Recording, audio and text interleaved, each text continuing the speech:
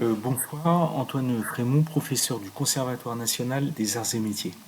Quels enjeux liés à la décarbonation du transport maritime et quelles conséquences pour les ports maritimes? Le transport maritime représente un peu moins de 3% des émissions de gaz à effet de serre dans le monde, soit l'équivalent d'un pays comme l'Allemagne. Ce graphique montre à travers la courbe bleue que si rien n'est fait, ces émissions de gaz à effet de serre d'ici à 2050 devraient être comparables à ce qu'elles étaient en 2008. Mais face à l'urgence climatique et aux demandes répétées du GIEC pour faire face à cette urgence climatique, l'Organisation maritime internationale, agence de régulation du transport maritime de l'ONU, a émis une stratégie en 2018, donc d'une façon très récente, d'une réduction de moitié de ses émissions de gaz à effet de serre d'ici à 2050. C'est la courbe rouge. En 2023, elle a révisé sa stratégie pour que le transport maritime atteigne la neutralité carbone d'ici à 2050. Mais comment faire? Et l'Union européenne pousse aussi dans ce sens à travers son objectif Fit for 55 dans le cadre du Green Deal qui vise à un objectif de réduction de 55% des émissions de gaz à effet de serre d'ici à 2030. Et l'Union européenne a décidé d'intégrer le transport maritime dans ses objectifs de réduction des émissions de CO2 à travers trois mesures principales: le branchement électrique des navires à quai à partir de 2030, la promotion d'une offre de carburant renouvelable et bas carbone pour le transport maritime, pour le transport aérien aussi d'ailleurs, et par l'intégration du transport maritime dans le système d'échange de quotas d'émissions à partir de 2024 par palier progressif jusqu'en 2026 et donc à faire payer aux compagnies maritimes un coût carbone. Mais quelles sont aujourd'hui les solutions de décarbonation pour le transport maritime? On en est encore au stade des balbutiements. On peut, de grands types, on peut maximiser les solutions existantes à travers l'hydrodynamique des navires, à travers une recherche de plus grande efficacité des machines, ou encore plus simplement, mes solutions la plus efficace jusqu'à l'heure actuelle, de réduire la vitesse des navires, exactement comme quand on réduit la vitesse de sa voiture pour réduire sa consommation. C'est la solution jusqu'alors la plus efficace et la moins coûteuse. Bien évidemment, on voudrait aller vers des solutions de rupture avec de nouveaux carburants. Certaines solutions ne sont pas du tout au point, comme la séquestration du carbone, l'énergie nucléaire à bord des navires, trop périlleuse, les batteries électriques, peut-être pour des trajets courts, pour des ferries, et puis la solution peut-être de l'hydrogène via la production de méthanol ou d'ammoniac. Mais ce qui est important à retenir, c'est que pour produire du méthanol, il faut en amont produire de l'hydrogène. Et la propulsion vélique, nous reviendrons. Notons qu'en septembre 2023, un tournant s'est peut-être produit avec l'inauguration par la compagnie danoise Maersk du premier porte-conteneur fonctionnant au méthanol. Pourquoi est-ce peut-être un tournant dans l'industrie du shipping? Parce que Maersk a toujours joué un rôle d'innovateur et de précurseur dans l'adoption de nouvelles technologies ou de nouvelles méthodes.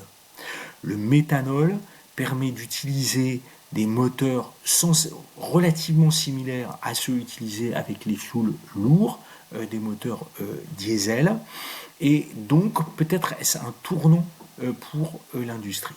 La question qui se pose, c'est comment sécuriser des approvisionnements en méthanol. Des études montrent que, à l'horizon 2030, le seul secteur du transport maritime pourrait avoir besoin de 30 à 40% de la production mondiale de méthanol dans l'état actuel des projets en cours. Alors que le transport maritime ne sera pas le seul à être demandeur de cette production de e-fuel, puisque le transport aérien ou d'autres secteurs industriels seront aussi très demandeurs. Donc il y a un problème d'approvisionnement qui devrait se poser.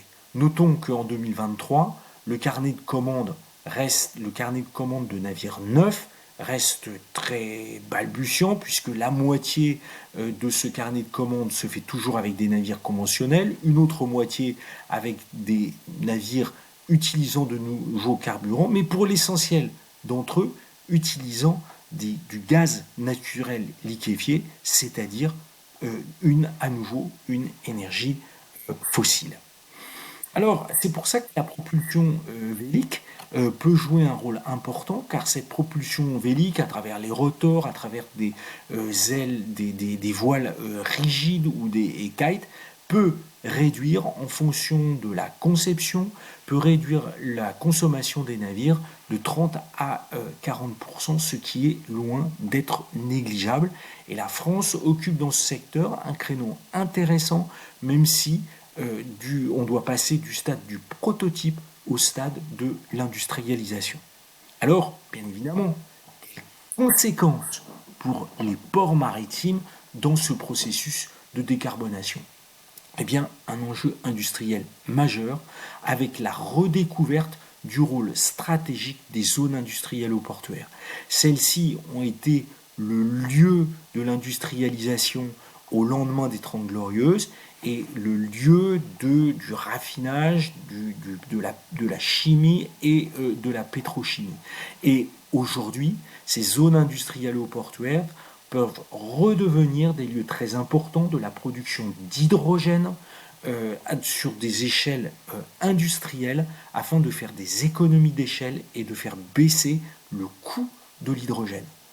Bien évidemment, la condition sine qua non, c'est que cet hydrogène soit produite à partir d'énergie renouvelable, éventuellement d'énergie nucléaire qui est aussi une énergie décarbonée.